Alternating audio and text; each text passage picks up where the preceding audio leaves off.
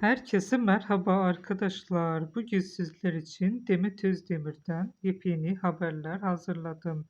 Demet Özdemir son günlerde hem projeleri hem de sosyal medyada yaşanan gelişmelerle yeniden gündemin en çok konuşulan isimlerinden biri haline geldi. Çünkü özellikle Türkiye'de yaşanan trajik okul olaylarının ardından yaptığı paylaşımlar büyük bir tartışmaya beraberinde getirdi. Olay sonrası doğrudan bir açıklama yapmaması ve bir hayran paylaşımına yanıt vermesi sosyal medyada yoğun eleştirilere neden oldu ve kısa sürede hakkında bir linç kampanyası başlatıldı.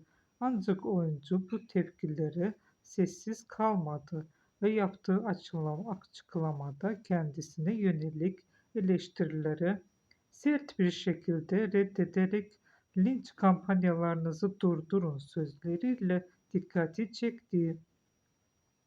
Aynı zamanda yaşanan olayların ardından dizilerin hedef göstermelerine de karşı çıkarak televizyon projelerinin bu tür olaylarla ilişkilendirilmesine doğru bulmadığını ifade etti.